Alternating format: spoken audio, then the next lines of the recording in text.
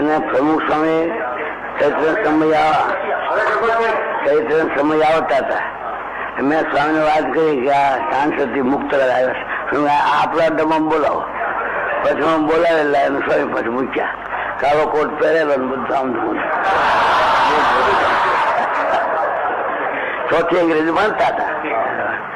સ્વામી પૂછ્યું પછી ભણવું છે, હજુ મારે ઇંગ્લિશ ભણવું છે.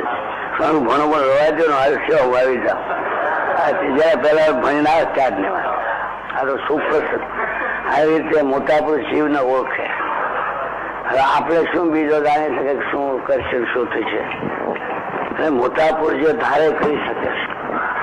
એ નાના હતા ત્યારે મંદિર જાય, અમે વરદી રહ્યા હતા ત્યાં સાંસદમાં, તો પોતે નાના મંદિર આવે, બાપા ભેગા કથા વાર્તા સાંભળે, પાદરે ભણવા જાય પાદરામાં.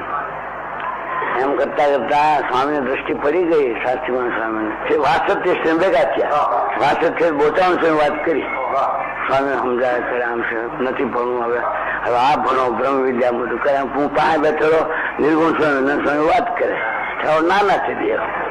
તે મોટા પુરુષ છે, ભગવાન છે. શાસ્ત્રીમાન સ્વામી તો જે કાર્ય કરે એમાં તો બહુ નિર્ગુણ જ હોય, આપણે જાણી ના શકીએ, પણ મોટા પુરુષ જે કરે એમાં સારું જ હોય.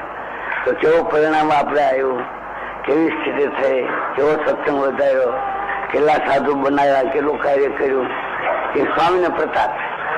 આવી રીતે આપણે બધાને સમજવાનું કેટલું પ્રમુખ આગળમાં આવું નહીં રહેવું ને કે હું કરું તો આપણે એમાં શાંતિ અંતાડું થાય.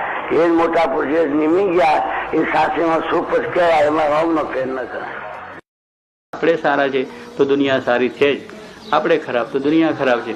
પહેલું જાતને જ જોવાનું છે કે આપણી જાત સામું જોવાનું છે કે આપણે આમાં બરોબર છે કે નહીં. બસ આપણે બરોબર છે તો આગળમાં જોગી બાબા કહે દેવ ચકલીનું કેમ છે એમ શુકનવાળા માણસો દેવ ચકલીનું જોતા હતા. એટલે જો શુકન જોઈને નીકળે કે બરોબર શુકન સારા છે તો કે સારું થવાનું છે, એમ લોકો જે ભાવનાથી કરે એમ આપણે જાતે સારા છે તો સારું થવાનું છે, સમાજ સારો થવાનો છે, દેશ સારો થવાનો, દુનિયા સારી થવાની છે. આપણે બગડ્યા છે તો બધું બગડવાનું છે.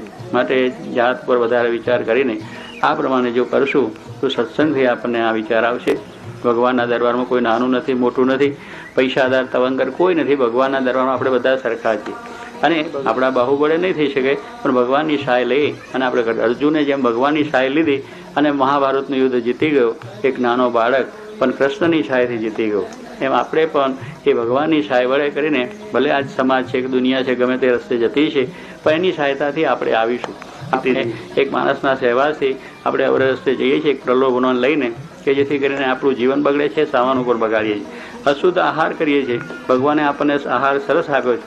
આ વેજીટેરિયન બધા જો આંબા છે, કેરી છે, ફળ છે, ફૂલ છે, શાક છે, એમાં ઘણો સુંદર આપણને અનાજ જે પાકે છે બધું આપણને આપ્યું છે. એને મૂકીને આપણે એક ખોટો આહાર કરીને પણ જીવન બગાડીએ છીએ. તો આ બધી વસ્તુઓનું ધ્યાન રાખી અને આપણે જીવન જીવવાનું છે.